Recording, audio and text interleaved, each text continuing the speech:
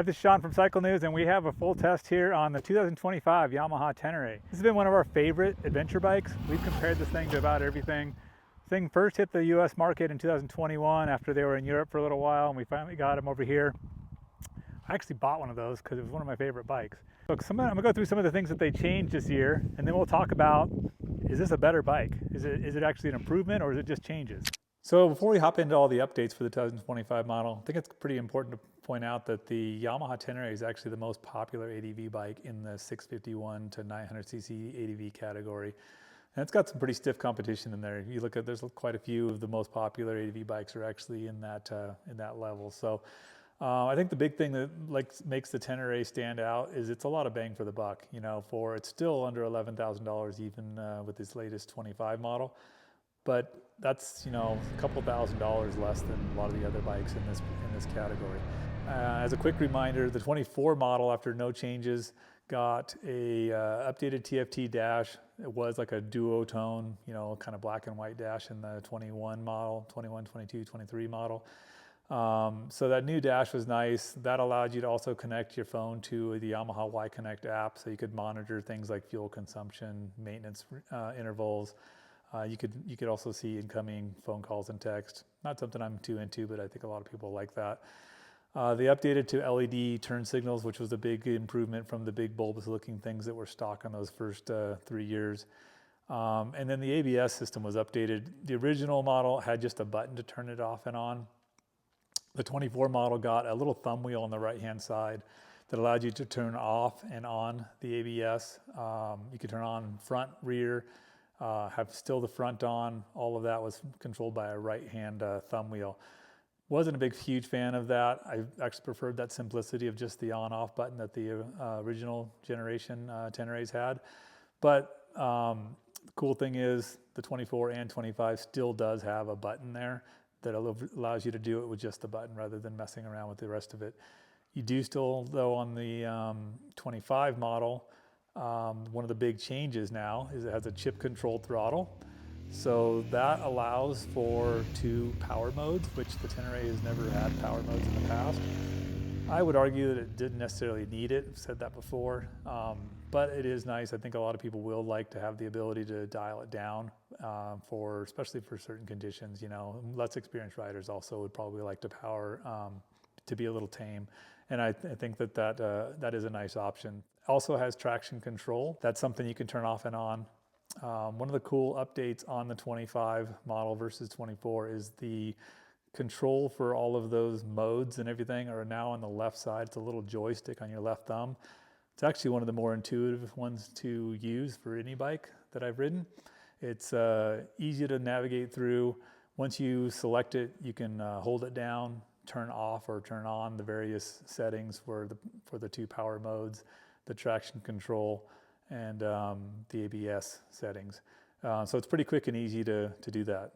We'll give you the quick little run through here on a little separate video. Go to mode, go to power, go to ABS, hold it again to get the full thing off, go to traction control, hold it down, traction control's off.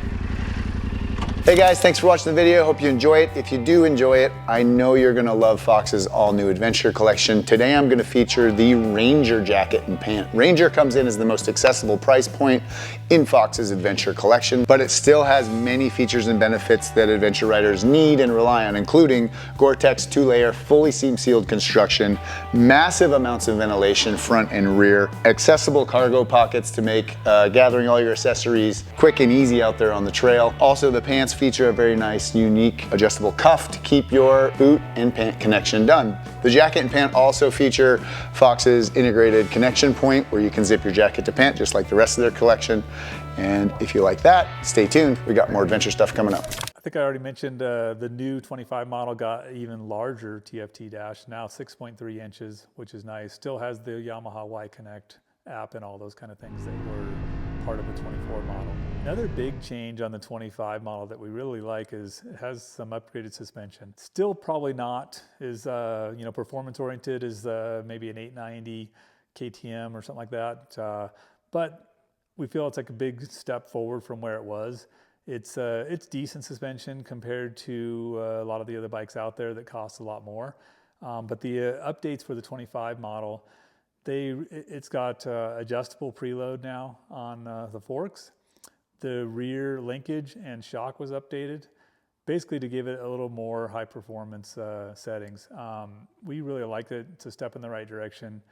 Most people I don't think need, really high performance suspension for an ADV bike unless you're getting pretty serious. At that point, then, you would probably want to do some aftermarket shock or modified stock suspension. But again, this is kind of a step in the right direction now with the 25 model suspension. On the engine side for 25, there's a redesigned air intake to improve torque. Can't say I could feel significant difference in the power. Did not get to ride them back to back either though. Kind of on the styling side, starting at the front of the bike, it has a new LED, quad LED headlight. More of a visual thing. Can't say that it performs significantly better, but an update. That rolls into, though, the whole bodywork has been redesigned on the 25 model. They call it rally-inspired bodywork. It does look a little more modern. With that, too, the whole tank actually has a different shape. It also lowers and moves forward the fuel a little bit. Again, I can't say I could tell a huge difference. I did not get to ride them back to back with the previous generation, but I don't think it was enough to make a huge difference, but still a step in the right direction. One more update on the 25 model is on the right-hand side of the motor, the clutch cover. A lot of people have complained about the cover interfering with their boot. I can't say that I ever noticed it much, but it is noticeable that it's a little bit lower and gives you a little more space. Speaking of your boot, the 25 model has some updated foot pegs. This is definitely a step in the right direction. I had actually put aftermarket pegs on my personal bike before, and I think these foot pegs are a big step in the right direction. I wouldn't actually feel any need to replace them now. The 25 model has a new, flatter one-piece seat. It's a lot nicer design than the 24 and previous models. It's very comfortable. I used to like to use the Rally seat that was on my personal bike. It was an aftermarket from Yamaha. Flatter, a little more cushion and all that. I do like the lower setting on this new stock seat though. It gives you a little better control when you have to put your feet down, a little lower seat height. So pretty happy with that new seat design. Mentioned the fuel tank already, but one of the things as part of that though is it also got an updated fuel cap. So now the old one had a cap where when you turn the key, the whole cap came off. Kind of funky, like now what do you do with it at a gas station thing?